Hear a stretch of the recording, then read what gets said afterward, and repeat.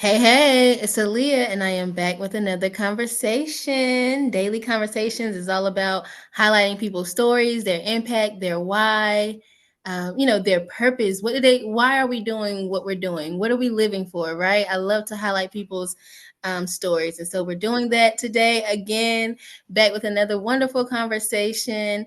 I would love for our guests to introduce yourself, let us know something interesting about yourself and what you do.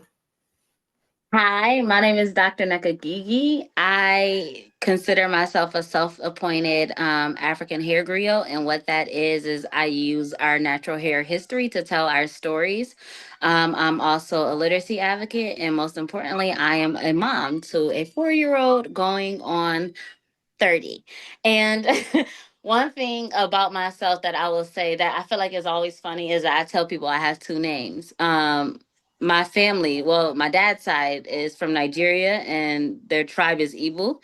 And my grandparents were from two different tribes. So my legal name is Nneka Uzama Gigi, but then my other tribal name is Iberetta Amaka Gigi. So I have two different names, technically. Wow. Were you born here in the US or Oh yeah, I was born here. You could tell it's like that's why I had the nickname in college 50-50 because my mom is American and my dad is Nigerian. I was born here and I'm so jealous of my dad and my uncles and their accents because I just be wishing, man. Like I be trying to suck my teeth like them and everything, but it's all good. It's all good. well, I can tell that you're very cultured, right? It definitely seems like you're very cultured, especially from your hair. And I would love for you to get into that because you said you're a hair griot. Can you explain what that is a little bit more? Absolutely. So a griot is a name that has been given to individuals in West African society. And essentially, it just means storyteller.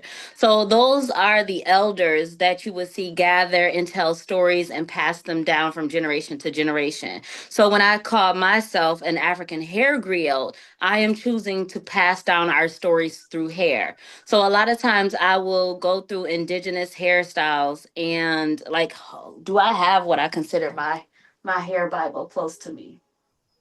I don't think I have it right close to me, but there is a book that I have that literally I call it my hair Bible is JD Ojakiri, which he is a well, specifically Nigerian photographer, and he had this beautiful collection of hair, and he photographed like hundreds and hundreds of pictures of hair. So essentially, for me, it's so important to own your narrative. It's so important for people to author their narratives. And so the way that I choose to author my narrative, our shared narrative, as people from the diaspora, is to use hair.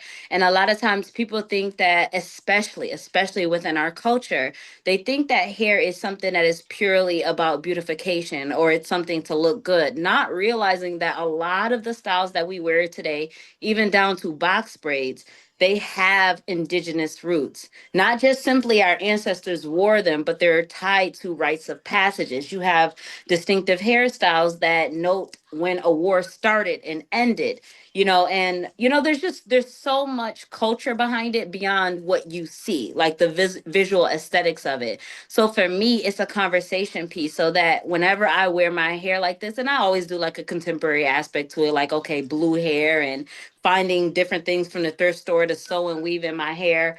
But it's to me, it's a way to communicate to the world that we our ancestors never went nowhere. They're still here and very much so present. So it's a reminder. And I always love when the little see my hair and they point and look, and then it's like I always try to make sure I have conversations with little kids to help them understand, like, this is not weird, this is not unprofessional, this is you.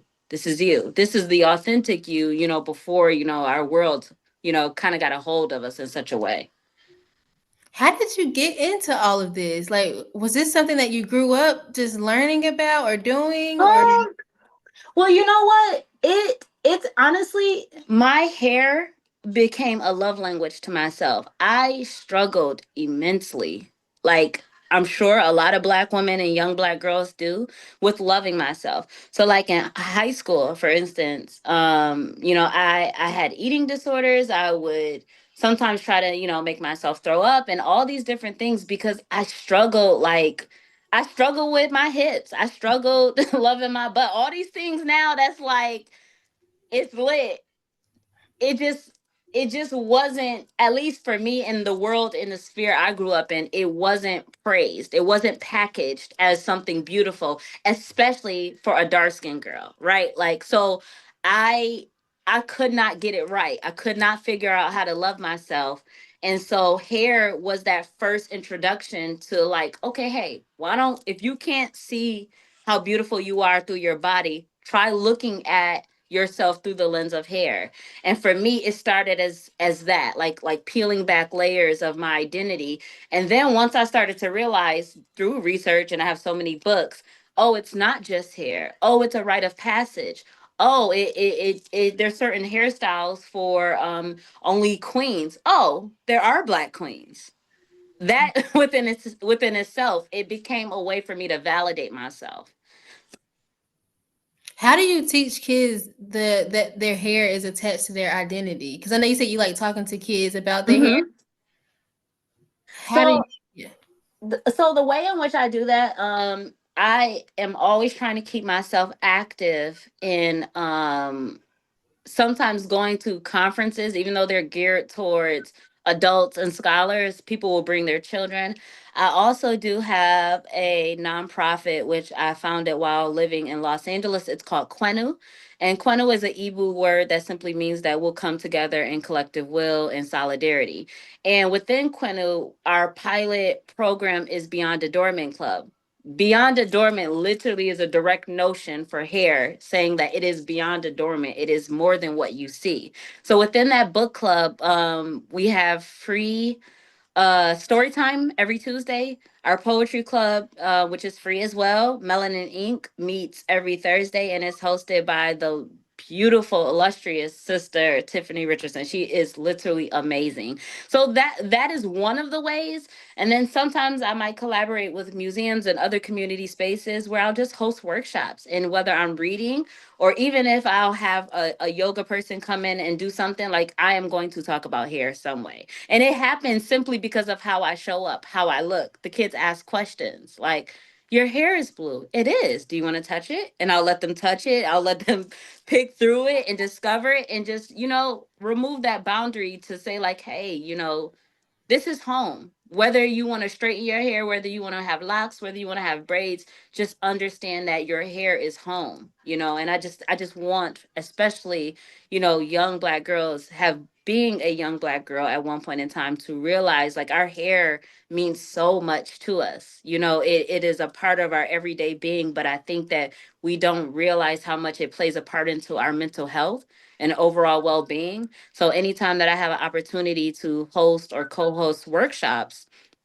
where I can help situate hair as a healing tool, I'm gonna do that, because as a young Black girl who also has nieces, who also has a daughter who questions sometimes their own validity, excuse me, it's like, well, hey, do you know this about your hair? Before you argue and say that you don't like the way it look, it's too difficult to manage. Hey, do you know these things first? And that's kind of where I like to come in. That is so beautiful. I'm just Thank thinking about you. my hair journey. It took some time, and I don't feel like we shouldn't have to go through that, right? Where we have to learn Mhm. to love our hair. We should love our hair already, right? Yeah. We have these experiences where we think otherwise, where we've taught, or we're I don't even know if I was taught. Maybe it was because Oh, I. you were taught. You were taught, because what happens is, when you look at the media, when you look at the type of texts that are used in school, it is real technology. It is systematic. It is systematic. There's a reason why most major supermodels or cartoon characters, for instance, now it's getting much better. I will say that. However, the prevailing image of beauty, yes, it is not textured hair. And it is not, I don't have a problem with the word nappy. Like nappy means happy to me. You know what I mean? But that's not what you see. You know what I mean? So growing up, when you're trying to figure out your identity as a young woman or even a young man, right? Like say for instance, with a fade and locks and things like that, braids and the intricate ways in which we use our hair are attached with professionalism. It's attached with, oh, that's ratchet, oh, it's attached to being ghetto and all these other things.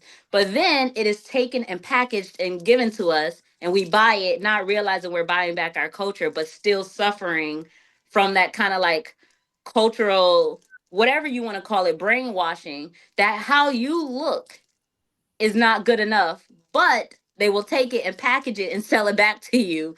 And it's just it's so systematic, and I couldn't see it when I was younger.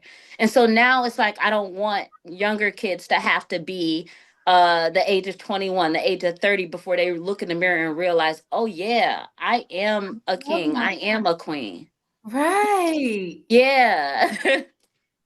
That girl. Yeah, let them know. You gotta let them know. And to me, it's my right, it's my obligation, it's my duty, to care for Black children. I love all children, but as a Black woman who was once a Black child, I love Black children and especially Black moms because a lot of times they are the ones who are the backbone for children.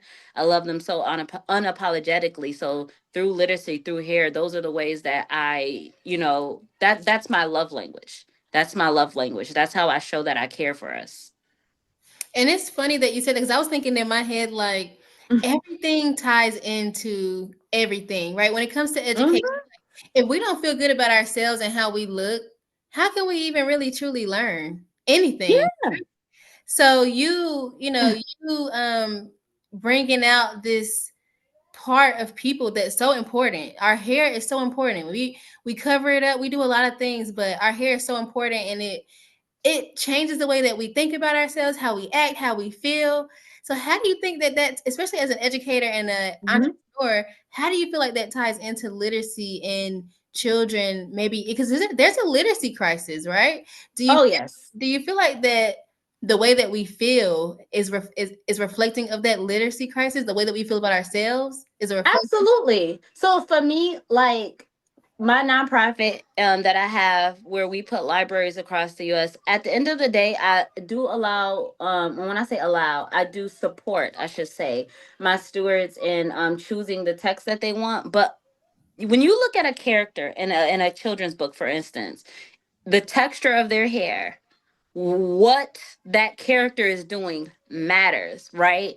So if you have someone who is maybe not so melanated, but and they have straight hair and they're a doctor in the book, or they're an athlete, you don't realize it is quiet messaging to that child that doctors, lawyers, creative people, what princesses, kings don't look like you. So it's important that character representation. That's why I am so enthusiastic about the growing like resurgence of Black not just authors of children's books but illustrators as well, because it matters, like the pictures need to match the words. So I think it does matter how you see yourself, because if I children, especially for within our culture, and I'm pretty sure people of Black African culture have heard the saying, seeing is believing, right? We need to see it, right? If you're going to tell me I can be an engineer, if you're going to tell me I can be a wonderful ballerina, show me what that looks like through my own lens. You cannot show me through the lens of somebody who looks nothing like me but tell me I can be it. It doesn't work that way for children. Their mind does not work like that way, because what they'll see is, respectfully, they'll see like, okay, this is someone who does not have my skin color, does not have my texture. um how can I be that? There's a cognitive dissociation that happens. However, when you have characters who are melanated, or even better yet, dark skinned, or body types, variations of it, children can be able to say, oh, they look like me. It's like, how many times have we seen videos online where somebody will show a child images of a doll or something like that that looks like them, and you see the kid, oh, they the light that comes in their eyes, they look like me. They look like me. That is what we're going, that is what I aim to achieve. They look like me, because if they look like me, you can look like them and even be better. So yeah, I definitely think it matters. And when it concerns literacy and the literacy crisis, that's, I mean, that I think is a compounded issue. It is not only a lack of representation, it's a lack of teacher representation, because the majority of teachers in public schools are white women. And at the end of the day, I am not saying that white women cannot teach black children or black girls. I'm saying that most teachers that I have come across lack the intention to really understand a child's culture and understand how that shows up in the classroom, or the lack thereof, and what problems that can pose in the learning experience.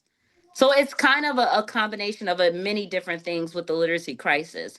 And also, teachers just thinking that children, black children, can't and don't want to read. Have you tried an approach that actually saw learning through my eyes, right? Not everybody learns the same way. And that does not mean that these children have some sort of learning disability. Have you actually tried to see them before you taught them? And the answer is most times no. They'll say yes, you know, in hopes of not coming off as cognitively, or not cognitively, culturally ignorant. But most people don't see the people they're teaching. And if you can't see me, you're not going to reach me. And that's in Mm. math, that's in reading, it's in every subject. Wow, how do you reach students or parents with your organization in literacy? So I word of mouth has been very helpful. So like, whether I'm on Facebook, I join every any Facebook group that look like it speaks to black parents, people who teach and may have access to black children, whether they themselves are of the culture or not. Um and I'm just constantly reaching out and seeing what teachers or homeschooling associations need any support. So social media has been helpful, but also word of mouth, because I think I've been doing this so long, to the point where people, if someone hears of a child having a certain issue in literacy, or they can't find materials, it's just because I've been doing it so long. It now word of mouth, which I'm very grateful for, because I think that that is an asset that I think it transcends ads and stuff on social media. It's important for people to be able to speak about you. That has been helpful in me reaching parents and educators as well. What are you so can you give some advice to parents, especially because I'm a homeschooling mom. Oh, okay. I'm a homeschooling mom. I have a 6-year-old daughter. I'm an educator as well. I work with the homeschooling community. And the reading, a lot of parents, that's what they are scared about. Like, can they teach their child how to read? But also, you do see when you go to schools like kindergartners who don't have, just the basic skills to prepare them Mm-hmm. learn how to read. So, what advice would you give to parents, especially like beginning parents or parents who are trying to teach their children how to read? The first thing I would say is start reading to them early. I'm talking about even in the womb. I would put headphones when I was pregnant with my daughter. I would put headphones on my belly, and I would play anything from music. I would talk to her. And I read to her. I started doing flashcards with my daughter at, I want to say, like maybe 5 to 6 months. People literally thought I was crazy, because she literally would have one of those boppies that you sit kids up on, wobbly neck and all. And then like, she can't understand you. And I was like, see, that's where you guys are wrong. They can. Mm. They can. They really If can. they can. If a child can internalize trauma, what makes you think that they can't internalize reading and words? They may not be able to speak back to you, but they're logging it in. So I would say read to your child as early as humanly possible and be consistent. It's not, at the end of the day, I know that we all have to work and we all have to make a living, but 5 minutes a day, you'll be surprised. Read a couple pages and points. The other thing that I would say is, and I have been advising a lot of parents who have been coming to me saying that their children have delays, is point out everything to your child. There was a point in time, I don't do it now because my daughter, I feel like she's linguistically like surpassed where I feel like I've been aiming for her to be. But you'll be surprised, like if you're in the kitchen, or say for instance, like I'm in my studio now. Oh, mommy is combing her hair with a comb. It is black. The color is black. Combing, comb, repetition, point out everything in your environment, because you have to think, especially in that infant age, they have no clue what is around them. Imagine how scary that is, right? We don't think like that because we as adults, we know we can point, oh, that's a car. Oh, that's a blanket. Oh, that's the color pink. And your child does not know. Yes, they come from the other side with a certain divine knowledge, but they don't know. They don't have the English words to pair their environment, break their environment down for them. When you are cooking, oh, are you hungry? Are you ready to eat? Okay, mommy's gonna grab a bowl. Do you want apple? Do you want this apple? Yes, okay, let's put this fruit in a bowl. Talk them through everything you're doing. And I understand that as moms, and especially melanated moms, we don't have the time. But if we want the results that we deserve, for our family and our children, we got to make that time. You have to make that time. You have to be intentional. And then I also would encourage at certain stages, especially within the first 5 years, children can absorb different languages. Do not just teach your child English. Even if you do not know only just but one language, consider teaching your child more than one language. A, and this is just me being devil's advocate. English is not our native tongue. It might be the dominant language, but that's not our ancestral tongue. Two, children can grasp from under the age of 5. They can literally learn up to, I want to say maybe 3 languages at once. I'm not saying try to teach 3 languages. I can understand how that's stressful. But even if you taught 2 and you slowly did what you can until somebody else can take the torch, you're setting them up to be bilingual in any conditions. That is a useful skill to have. Wow, those were actually really really great advice because something that like I tell parents to do this all the time. Talk with your children. They say that talking is one of the best ways that you can even build a reader, right? Absolutely. So talking is important. Are there any other things that parents can do to build a reader, like pre-reading? A Because that's pre-reading. where I think that we're missing, right? We're thinking Hmm. kids just gonna grow up and we're gonna teach them how to read.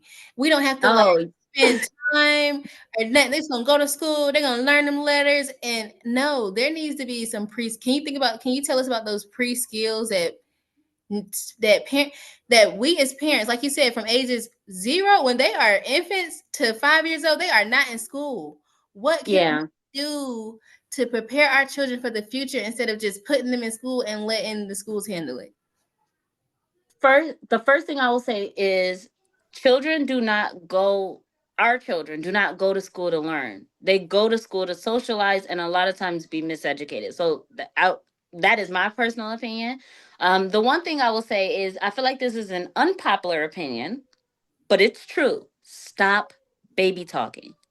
Stop that gibberish talking, the goo goo gaga. And I know it sounds crazy because, like, oh, who talks like that? And I've had A to. lot of parents do though. They do. But sis, listen, I've had to catch myself because you get it, they're so cute and they just smell like baby powder and like shea butter. And you just be like, oh my God, stop it. Because what happens is you're confusing them. When you say wooshy wooshy, oh my God, what that's not language, it's a sound, right? So if you talk to them, especially in their formative years, pre-language and baby talk, their brain is going to start associating gibberish with language, and then you're going to wonder why you're struggling to teach them real language. The other thing I would say is when you're reading, say for instance, if you have a book, you need to here, I can use my Audre Lorde book as an example. When you're reading to your kid, even if they can't read, they're pre-reading age, point and follow them left to right, because a lot of kids might try to read pages backwards. Even if they're like 5 months, 4 months, and you're reading to them, let them see the pictures, point, and show them the direction of reading. So, those are just a few things that I did that I feel like really helped my daughter read, and she reads fairly well at being 4 years old. That's really good, right? Because I mean, this is a real thing. We really Oh do have yeah. a literacy crisis, and it's not even just for children. But what about parents? Like, do you help parents as well in your organization? Because there are adults that cannot read. Yeah. And you know what? So there are sustainable development goals like with the United Nations, and one of them is literacy, because one of the things I realized is like, and I had to learn this, right? Is that when I was focusing on children, I think I underestimated the insecurity a lot of adults have with their reading. I really underestimate it. And in my head, and again, this is a bias and it's a maybe a privilege I have, right? And many of us have. Where it's like, okay, I'm trying to encourage parents to read at home, but what type of anxiety am I inducing in parents when I'm telling them to read, read, read, and they might be English language learners or not, or they just struggled with reading their entire life and they genuinely don't know how. So I have been trying to figure out ways in which I can be more supportive. I recently applied to be on a board for a literacy organization that exclusively focus on adult literacy, because I have focused so much on childhood literacy. Like that's what my PhD is focused on. But I realized like to help the child, you got to help the tribe. So now I am really starting to slowly understand the strategic ways in which that I can help adults. Some of the tangible ways that I do it now is supporting more adult texts that can help with literacy in some of the libraries that I have. Currently, there's 13, well, now 14 across the US. So I try to encourage texts that help adults as well. And the thing that I love about these little free libraries is that you don't have to tell anybody that you're struggling. You just open the door and see if there's a book in there that might help with adult illiteracy or issues, and you take it. Are these little free libraries? Are these something that you constructed, or is this with the library? Or So I was a part of Little Free Library. It's a nonprofit organization. They put like, have you ever seen those book sharing boxes? like a Yeah. yeah? Yeah. So I was a part of their read and color cohort. I believe it was in 20, I want to say it was 2023. Was it 2023? But through that, I got my first initial 10 libraries, and I was able to choose organizations within the community that was experiencing a book desert. Actually I think that was before 2023. But through that, was able to have a partnership with Little Free Library. And so now for me, I'm not just focusing on places that have a book desert, but I really care about places that are very easy for Black BIPOC children to access. So, like some of the libraries, one of them is Earl's on Crenshaw, which is a very, very, very, very popular strip in Los Angeles, and they get so much traffic, and the people there are just so amazing. One of our most recent stewards is a partnership with Birth and Color and Virginia State University, and they had like the first doula program. They're announcing the first doula program at an HBCU. So now I've been really focusing on not just putting them anywhere, but the Black infant and maternal health crisis is something that is particularly heavy on my spirit. So now I am just trying to make sure that every Black owned led midwife doula lactation center in this country who do not have a library, I'm hoping to make sure that they have one and I can support them in that. Wow, can you talk about your educational journey? Because you're a doctor, you have a PhD, and I think that you Yes. share that journey, especially for like you Girl, do said. you want that journey though? Because, honey, I mean, how much time you got? Because, well, I Look, mean, but I want to hear that journey for me just because I have been thinking about it, but something that I always tell myself is like, mhm, I feel like I'm too busy. I'm already in life, and I don't want to. I have been you just got to find the right program for you. yeah, I've been on the You got fence. to find the right program for you. What I will say is getting a doctorate is not necessarily about can you do the work. Yes, it is a lot of writing, like school is. But my experience is it was very politically charged. And the reason why I say that is I started off at my previous alma mater, the University at Buffalo. I had completed 2 years of coursework. I had successfully took my comps. I was literally ready to do my research, write my dissertation, and be done. I was Mm. so close. My advisor, I don't know what happened to her, but I'm assuming it could have been like a midlife crisis. But she essentially shut down and just stopped corresponding with me. At this point, I had moved to Los Angeles with my fiance, and it was just difficult. It was like, okay, like what am I doing here? And anybody who has ever been in a graduate program, you are not going to graduate without the support of your advisor. Like it's a hang it up, it's a wrap. So after almost what I felt like might have been a semester of not getting anywhere, I'm like, I can't do this. So I didn't get support from the people in the program, so I withdrew. And then I had to spend a significant amount of time, which I feel like might have been a year, trying to find a program that made sense, because here I am. I just moved to Los Angeles. I I don't want to pick up and move to another state just to go to school. Not that it wasn't important, but it would have been too much financially and emotionally. So I found an online PhD program, which I had to vet that to the nines, because I'm very skeptical about certain online schools, given a lot of them rescinding degrees and stuff like that.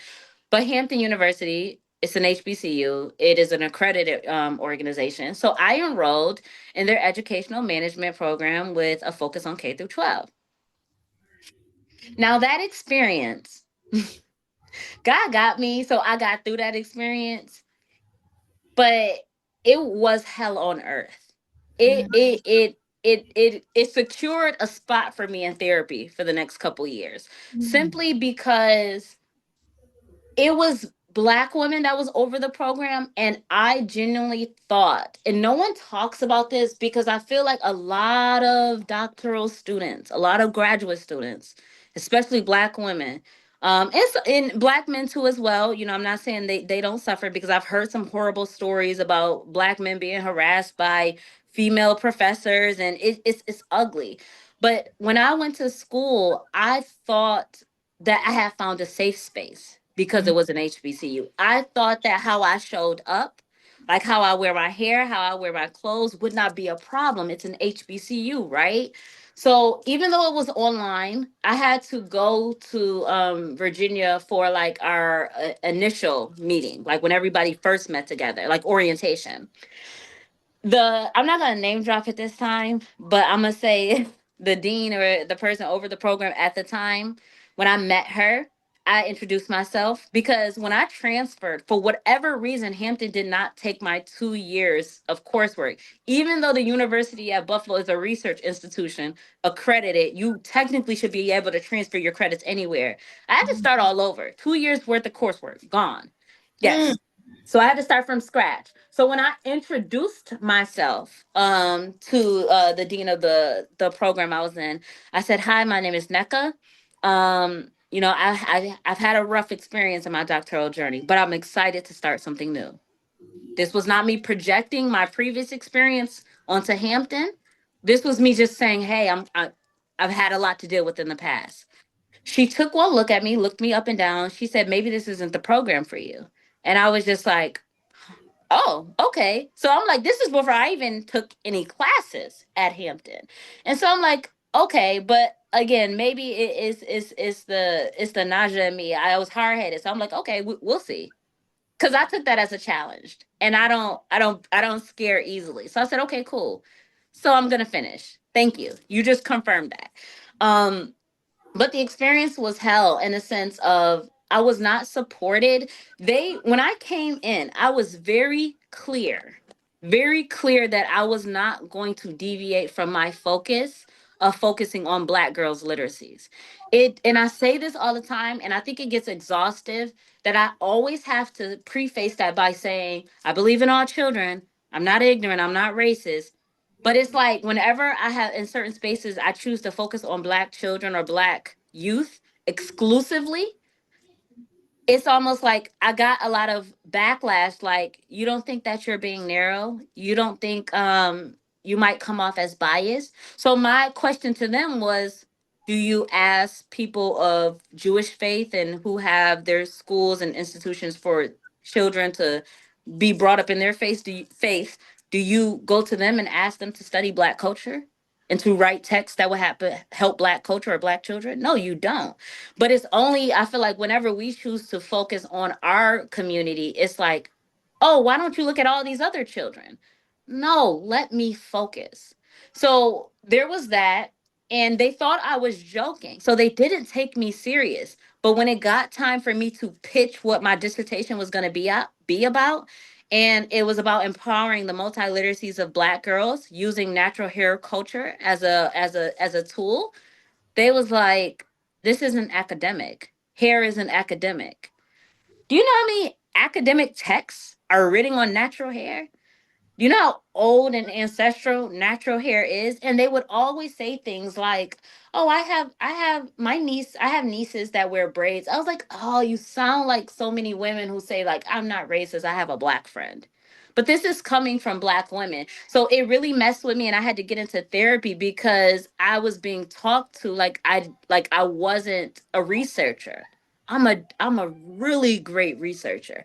I know how to read and synthesize large pools of data. I know I'm good at that. But it was starting to mess with me, and I was starting to question myself because I'm like, wait a second, why is no one helping me? Why is everyone telling me that this is not, oh, you should go to psychology. This doesn't belong here. For a whole year, because the word, and even though it's on my wall now, and this is after I had to fight for a year and call on the dean and the president so much, because I had the word natural hair in my dissertation title, my advisor at the time would purposely not file paperwork. She would sign paperwork and then say she didn't sign it, it wasn't her signature, all because I wanted to focus on Black girls and their hair.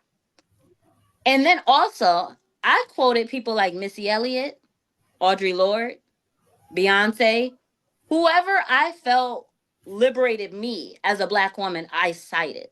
I was not citing a bunch of, I don't know, colonists, so to speak. So that's not what was going to happen. And not to mention, my entire experience, I did not have one text that was recommended for reading for my coursework that was written by a Black woman or a Black man. Yet this is a program that is run by Black women. It took me fighting and campaigning, and I am so internally grateful for Dr. Ivy Lee, who was, I will name drop her. I'm not going to name drop the people that should be ashamed of themselves. But Dr. Ivy Lee and Dr. Tiffany A. Flowers literally was my saving grace because they stepped onto my committee and said, no, we're not going to allow this. And they fought hard for me. I don't know if I would have graduated if it wasn't for them. I think that they would have kept playing with my paperwork. Like, there are certain timelines you have to file things to be ready for graduation. They will strategically not do things, and I would have to wait a whole nother year to file. So that's a whole nother year of debt. Let's just call it what it is, debt, because it's expensive. So my experience in my PhD program was definitely one of struggle. And it was very difficult. But because I made it, and because I was told so many times that my research had no place in the world, but it has.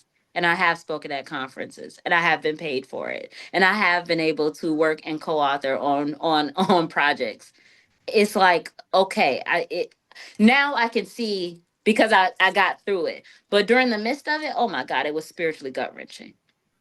Completely. It broke me down completely. It Wow. shouldn't have. It shouldn't have, right? Because nothing or no one should have the power over you like that. But I just thought older Black women. I always looked at older Black women as like a safe space. So my brain could not understand why they were doing this to me. So just started to kind of have like a little bit of a mental crisis, which is why I had to go to therapy. Wow. Thank you. I am so shocked. I was so shocked because I wasn't expecting that. Like you said, when Mhm. I think you went to HBCU, Yeah, you girl, it's supposed to be something yard, and we coming together. Yeah, no. right, you probably found your community. Like I'm thinking, it was Mhm. gonna be a different experience. And sometimes, we have to speak on this. This is important. And this is something that I've been realizing as well. Like, Mhm. sometimes I feel like I don't have support because I'm young. And maybe it is because I wear my natural hair as well, right? Oh, it's both. It's your age and the fact that you show up as you are. Trust me. Yeah. Right. People are intimidated by that. Mm-hmm. They are. It's so sad. And it's like even, you should have saw the like even when I had gotten pregnant during my PhD program, you should have saw like how disgusted I felt like they were when I would be holding my baby and taking meetings, for my committee. Yeah, I got so many dirty looks. Like, oh, you should take a break. You should do this. And I'm like, no. No, you're already messing with me. No. I was literally holding my child doing the chest to chest bonding thing and turning in assignments on my phone after I delivered. I was like, y'all not playing with me. I You had a gotta kid to raise. listen. I love it. You gotta persevere and keep going. You can't let people, like you said, write your story for you. Absolutely. It's beautiful that you are a literacy teacher. You also focus on hair. You're very creative. What advice would you give to people who are trying to step outside of that box? Like you said, somebody told you that your work wasn't even academic, right? How do Hmm. you get over that and keep moving forward? I think that it comes you have to first know the gifts that you have, right? If you know that you have a gift for me, I knew I had a gift for advocating on behalf of black girls and black families. It's something that my parents did. It's something that my grandparents did, my great great parents did. My great great grandfather founded a primary school in Nigeria. Like, I know that this is not just a professional thing for me. It is ancestral. It is about my family's legacy. So you telling me what isn't true is like I'm looking at generations of people who have done similar variations of what I'm doing. So it's like, to for me to listen to what they have said would have been to turn and look at all my ancestors who did very similar things in education and say, that's not really right. So to me, there was no way that I was going to allow them to disrespect what I feel like my family has done for education, not just in the United States, but also on the diaspora. That was not going to happen. So you have to really know yourself. And if even if you don't have like, oh, my family did this, trust yourself. Trust your voice. Because the second you let somebody tell you who you are, you will be letting someone else write your story for the rest of your life. And that is a sort of mental emotional damnation that no, we do not have the luxury to take on, especially with what we're dealing with in this country. Own who you are and don't let anybody tell you who you are. And does that mean when you speak up it's going to take you a little longer to get there? Absolutely. Absolutely. But when you do get there, you're going to have done it your way. It's kind of like artists who remain independent and don't want to sign on with a label because they know that their message, their representation will be thwarted a little bit. Own who you are and be willing to be unpopular. Be willing to stand alone. That is really, really important. It will get cold. It will get comfortable. It will be, this isn't fair. It is all right. That doesn't matter. Just know that you're going to finish. Keep your eye on the finish line. For me, at a certain point of, and I won't even use the word bullying because bullying, it gives them way too much power. It got to a certain point where I had to fixate and keep myself like tunnel vision. So it didn't matter what you were throwing this and that way. I know where I'm going. Okay, yeah, you're throwing jabs and it hurt and it nicks, but I'm still walking forward. Did I slow down? Sure. Did I stop? No. So just keep going. Mm, Yeah. Keep I love going. that. Keep going. Keep going. Keep going. So much. What are your hopes for the future when it comes to literacy? Like, what do you hope that Oh, your organization, what kind of impact do you hope that you want to have, or just in general? that it becomes irrelevant. That what I do becomes irrelevant. And I think that that is the goal of when you are working to dismantle, how we say dismantle injustices and things like that. The literacy crisis is a huge injustice because if you cannot read and write or comprehend, there are so many different ways that this world will get at you. It's not just in education. Think about in the healthcare field. You don't know what you're signing. Mhm. If you have assets, Do you know what you know what I mean? You don't know. So my hope is to become irrelevant. The hair thing, I feel like could rest on forever, right? So to speak. But the literacy thing, I hope to be out of business. I'm working towards being out of business. As ludicrous as that sounds, because I hope that we get to a day where I'm not needed as much. People who focus on children, underserved children that are melanated. I hope that I'm not needed as much. Will I see that in my lifetime? Probably not. But I know that hopefully, what I instill in my daughter and the things I tell her and so on and so forth, they'll understand and carry that mission forth along with other people, and maybe several generations down the line it will be kind of like my organization will be like an honorarium thing, but it won't be as needed, maybe there for oversighting to make sure we don't revert and go back. But it's hopefully to evolve. I don't believe in revolutions go around to a circle, end up right back in the same spot. I want to evolve us out of this literacy crisis. You all, this was Dr. Nneka talking about hair, literacy, identity, overcoming, struggles and obstacles as a Black woman. I really appreciate this Of conversation. course. Very beautiful. Do not forget to like and subscribe, you all. Where can we find you if we wanted to check you out? So you can follow me on Instagram. It is dr.nnekagigi. You can also go to my website, which is just my first and last name, which is nnekagigi.com. But once you go to Instagram, I have a link tree that has all my different websites, because I have like three of them. And then also you'll be able to find free literacy resources as well. Check Dr. Nneka out. Check out those free literacy resources, you all. And let's just continue to grow and learn Yes. in literacy, because that's important for parents, for children, for us all. Like, we should be supporting each other in literacy and reading, because that's the main skill that we really do need to elevate our lives. So thank you for the work that you do. I really You're appreciate welcome. you. Thank you all for joining us. Stay Peace. blessed. Stay blessed.